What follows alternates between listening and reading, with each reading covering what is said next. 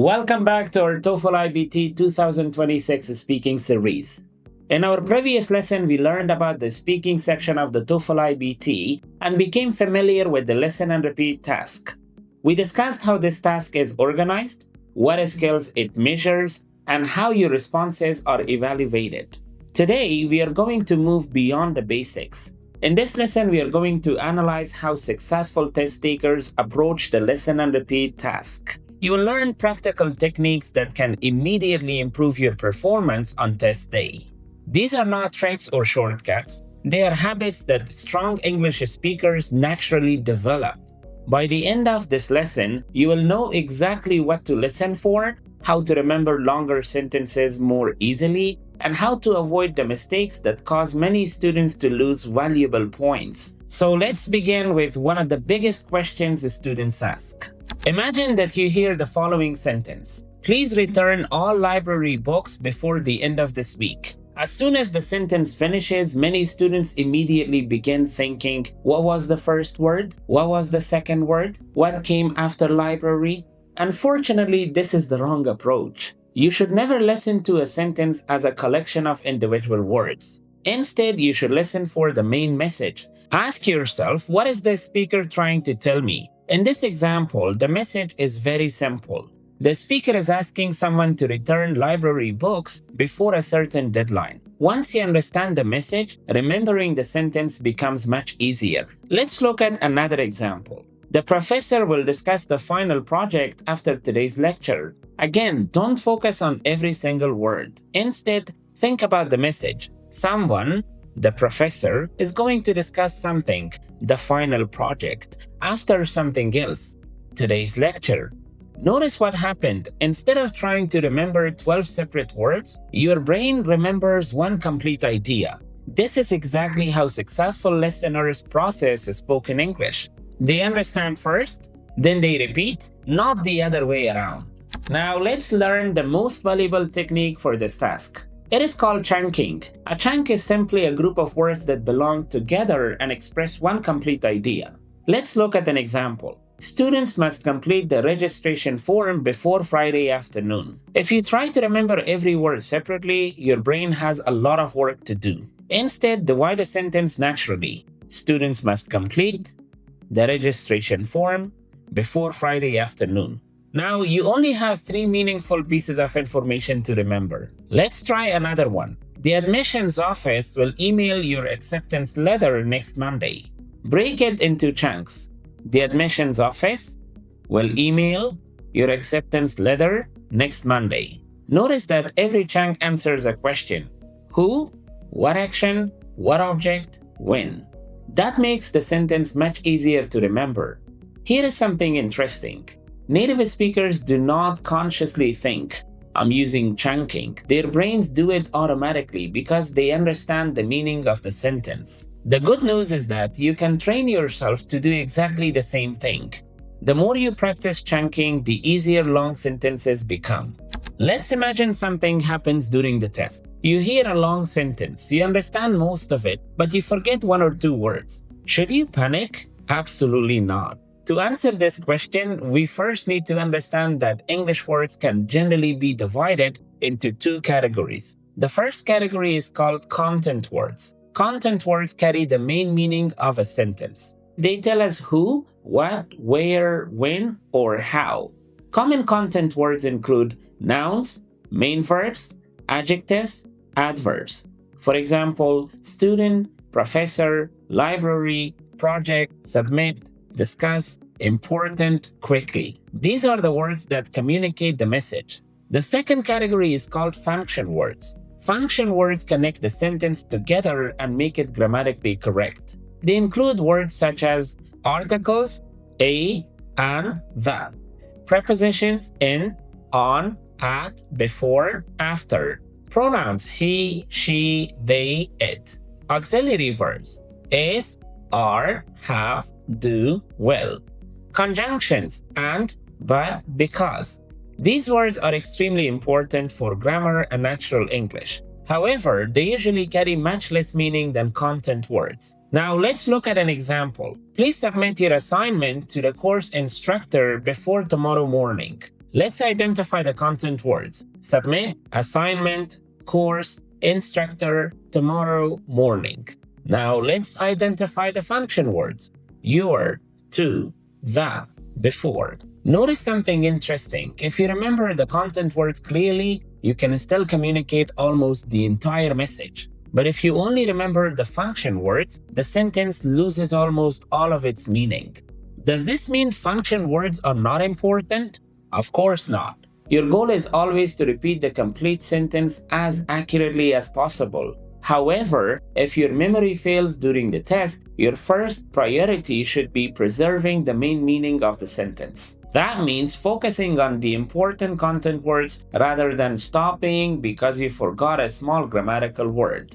Remember this simple rule: content words carry the message, function words connect the message. Strong test takers try to remember both, but when memory becomes difficult, they protect the message first and continue speaking confidently.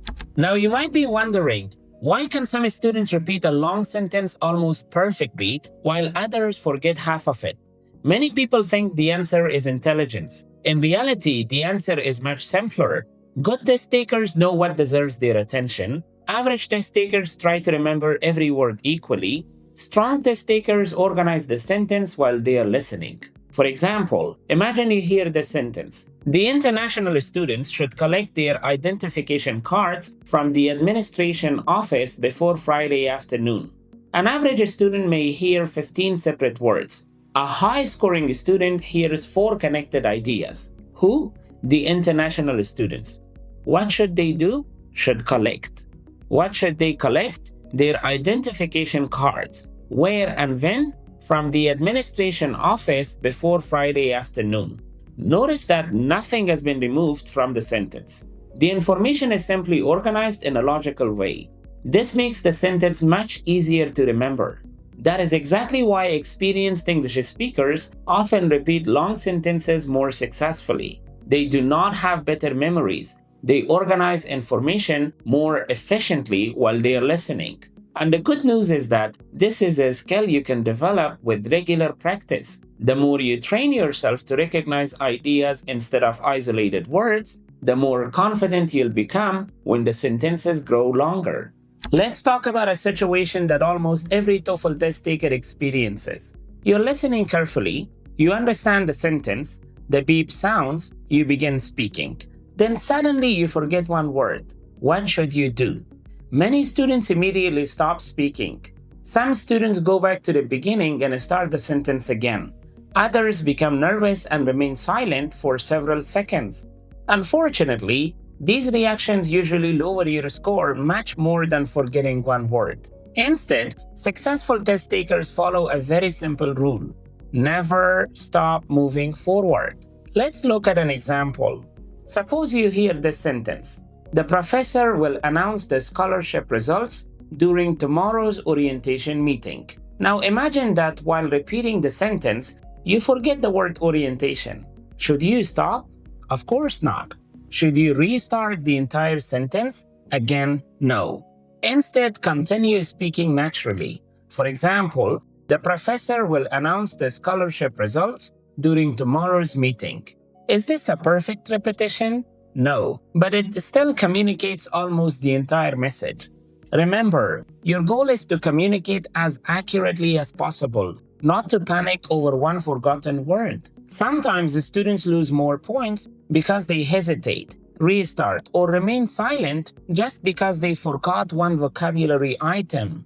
Remember, confidence matters. Keep speaking until you finish your response. A complete response with one missing word is usually much stronger than an incomplete response with several long pauses. Let me share another important technique. Native speakers and advanced English learners do not listen in exactly the same way. Many English learners try to remember every word they hear. Native speakers usually do something different. They predict what is coming next. For example, suppose you hear the beginning of this sentence: the university will open. Before the sentence even finishes, your brain already expects information. You naturally begin asking questions. Open what? When? For whom? Now listen to the complete sentence. The university will open its new science laboratory next semester. Because your brain was already expecting information, remembering the rest of the sentence becomes much easier. Let's try another one. Students are required to. Again, your brain immediately predicts that an action is coming. Perhaps they are required to register, submit a document, or attend a meeting.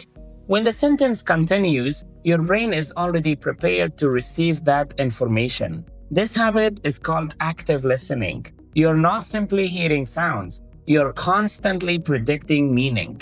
The more you practice this skill, the easier it becomes to follow longer and more complex sentences. And that is exactly what strong TOEFL speakers do. They listen actively, not passively. Now that you understand these techniques, let's put them into a daily practice plan. You do not need 2 or 3 hours every day.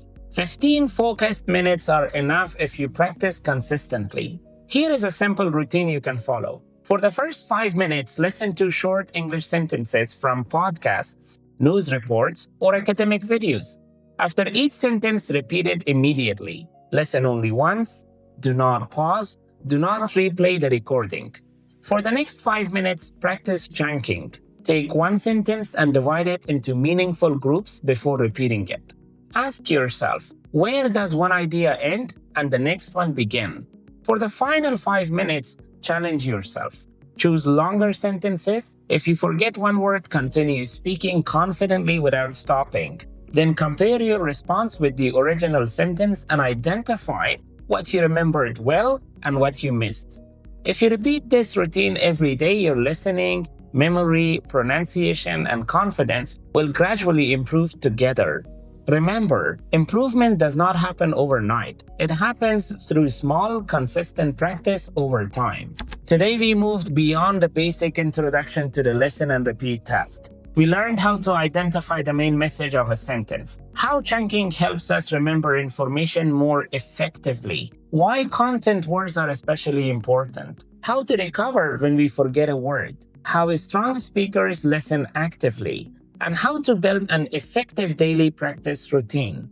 These techniques may seem simple, but together they can completely change the way you approach this task. From now on, don't just listen to English. Listen with a purpose. Organize information. Protect the main meaning. And most importantly, keep speaking with confidence. In our next episode, we'll begin working with realistic ETS-style listen and repeat questions. I'll guide you through each sentence step by step, explain exactly what you should pay attention to, and show you how to answer like a high-scoring TOEFL candidate. See you in the next video.